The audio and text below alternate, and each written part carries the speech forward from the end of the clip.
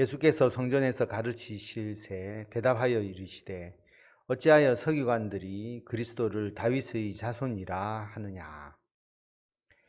예수님께서 성전에서 가르치셨다라고 말씀을 합니다. 마태복음 22장 41절에 보면 예수님께서 바리새인들이 모였을 때 말씀하셨다라고 기록하고 있습니다. 그래서 두 말씀을 조합하면 성전에서 바리새인들을 대상으로 해서 하신 말씀입니다. 서기관들이 그리스도를 다윗의 자손이라 한다. 일반적으로 그리스도 메시아는 다윗의 자손이다.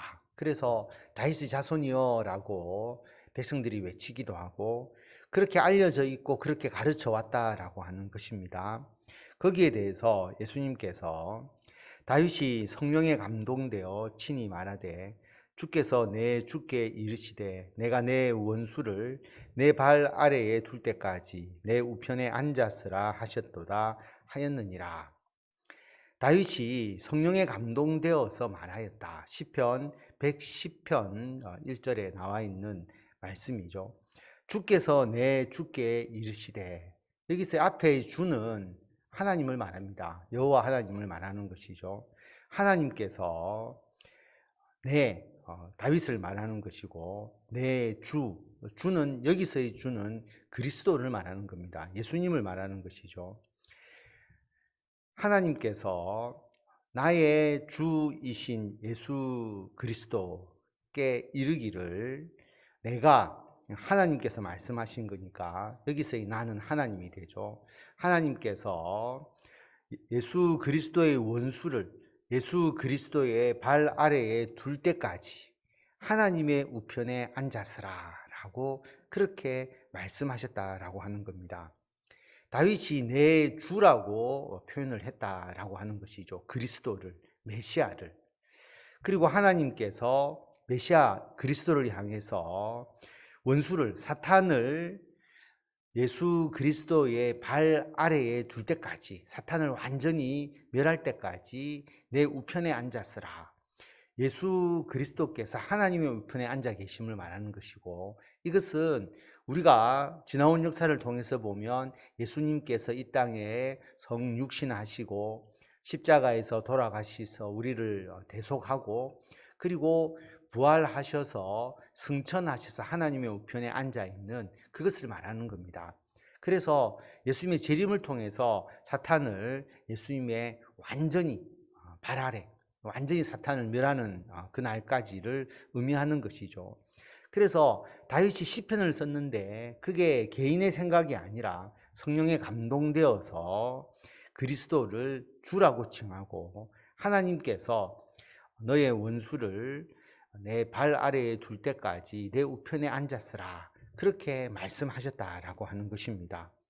그래서 이 시편의 말씀을 근거로 하면 다윗이 그리스도를 주라고 칭하였다라고 하는 겁니다. 다윗이 그리스도를 주라 하였은즉 어찌 그의 자손이 되겠느냐 하시니 많은 사람들이 즐겁게 듣더라. 다윗이 그리스도를 주라고 불렀다라고 하는 것이죠. 물론 인간의 혈통으로 보면 그리스도는 다윗의 자손입니다. 인간으로 이 땅에 오실 때에 그 육체의 혈통은 다윗의 자손인 것은 분명하죠. 그런데 사람들이 그것만 이해하고 있으니까 예수 그리스도에 대해서 제대로 알지 못하고 있는 겁니다. 그래서 다윗이 그리스도를 주라고 불렀으니까 그리스도 메시아는 영원전에 존재하신 다윗의 주님이시고 하나님의 아들이신 그러한 존재다라고 하는 겁니다. 그것을 예수님께서 가르쳐 주신 것이죠. 예수께서 가르치실 때에 이르시되 긴 옷을 입고 다니는 것과 시장에서 문안받는 것과 회당의 높은 자리와 잔치의 윗자리를 원하는 서기관들을 삼가라. 마태복음 23장에 보면 예수님께서 가르치실 때에 누구에게 가르쳤느냐 하면 대상이 나오는데요. 무리와 제자들에게 가르치셨다라고 말씀을 합니다. 그래서 앞에서 대상인 바리새인들은 빠져나간 것 같고요. 무리와 제자들에게 무엇을 가르치셨느냐 하면 긴 옷을 입고 다니는 서기관들, 외관상 아주 위험 있게 보이잖아요. 긴 옷을 입으면. 그리고 시장에서 문안을 받는 것, 공개적으로 존중을 받고 존경을 받기를 원하는 그런 사람들이죠. 서기관들. 회당의 높은 자리와 잔치의 윗자리를 원하는 서기관들.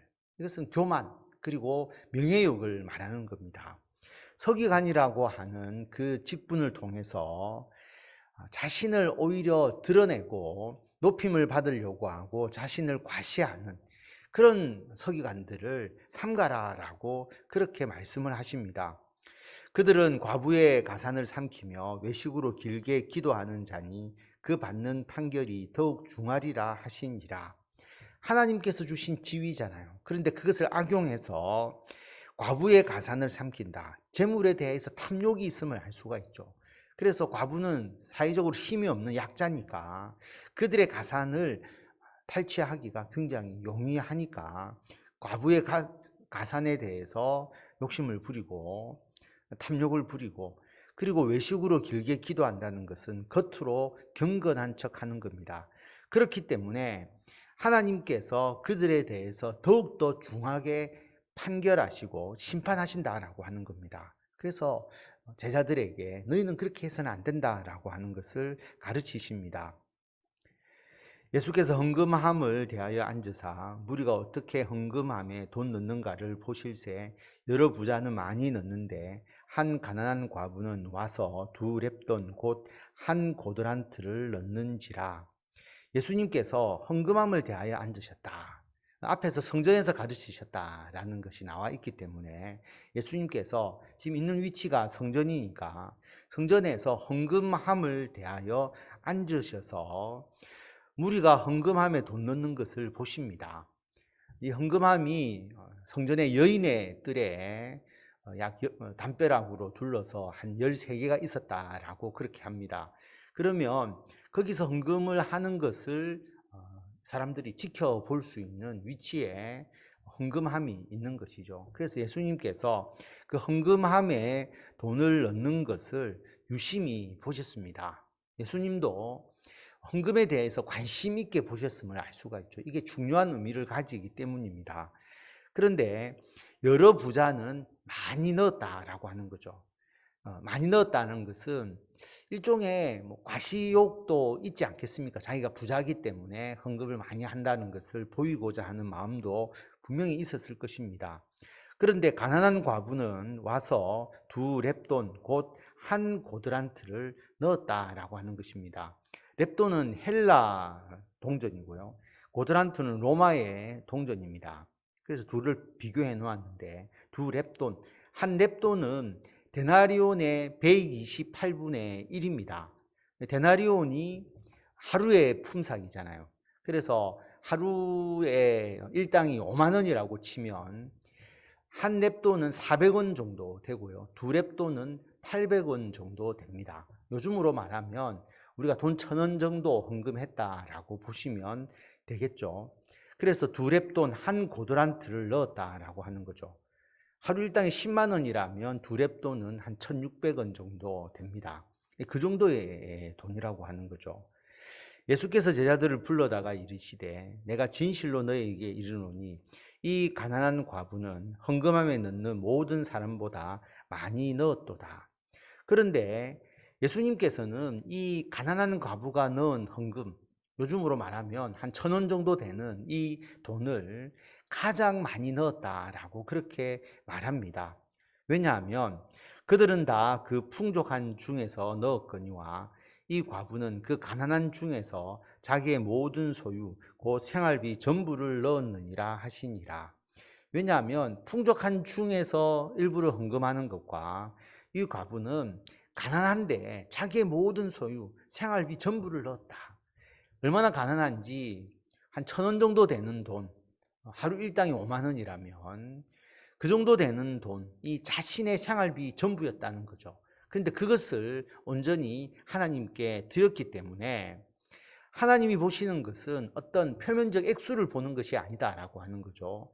자신의 마음을 어느 정도로 하나님께 드리느냐, 이 물질이 중요한 게 아니고 물질을 드리는 마음이 중요한데 그 마음을 온전히 자기 생활비 전체를 다 드렸다라고 하는 것은 그 액수가 문제가 아니라 하나님께 대한 그 과부의 마음을 하나님께서 보시고, 하나님이 보시기에, 예수 그리스도께서 보시기에도 그 생활비 전체를 넣은 이 과부가 그 누구보다 헌금을 많이 한 것이다 라고 그렇게 말씀을 합니다. 그래서 오늘 말씀을 통해서 예수님은 육신으로는 다윗의 자손이라고 볼 수 있지만 그게 예수님의 본질이 아니다라고 하는 것입니다. 예수님은 하나님의 아들로서 사탄을 그의 발등상으로 삼으시고 하나님의 우편에 앉으셔서 온 세상을 통치하시는 하나님의 아들 신이신 예수 그리스도에 대한 본질을 우리가 알아야 된다라고 하는 것이죠. 이것을 믿는 자가 그리스도인이고, 이것을 믿지 않는 자는 그냥 예수님을 하나의 단순한 성인 중에 한 사람으로밖에 생각할 수가 없기 때문에 예수 그리스도를 주로 섬기는 자가 온전히 예수를 아는 자고 예수님을 믿는 그리스도인이다라는 것을 말씀하고 있습니다. 두 번째로는 우리들의 신앙, 서기관과 같이 되어서는 안 되는 거죠. 외식, 거칠해적인 것, 남으로부터 높임을 받고자 하는 그런 마음으로 흐르게 되면 결국 주님의 자녀로서, 예수 그리스도의 제자로서 온전한 삶을 살아갈 수가 없다라고 하는 것. 끝까지 우리가 교만하지 않도록 우리 자신을 낮추는 것이 필요합니다. 세 번째로는 우리가 하나님께 드리는 헌금, 우리가 생활비 전부를 하나님께 다 드리라고 하는 의미가 아니죠. 계속 매일마다 자신의 생활비 전체를 하나님께 드릴 수가 없잖아요. 그러나 하나님은 우리들의 마음을 보시기 때문에 돈의 액수가 중요한 것이 아니라 우리가 얼마나 하나님께 우리들의 마음을 다해서 헌금하고 우리 자신을 헌신하느냐 하는 것은 예수 그리스도께서 유심히 보시는 일 중에 하나다라고 하는 것을 우리가 기억하고 주님을 위해서 우리들의 삶을 드리고 또 우리들의 물질을 통해서도 하나님의 거룩한 일을 할 수 있도록 행하는 것, 그게 주님께서 말하시는 일이다라고 하는 것을 기억하시고 오늘 말씀을 통해서 우리들에게 주시는 주님의 뜻을 온전히 마음에 새기고 주의 영광을 위해서 새롭게 한 주간을 시작하시는 성도 여러분들이 다 되시기를 바랍니다.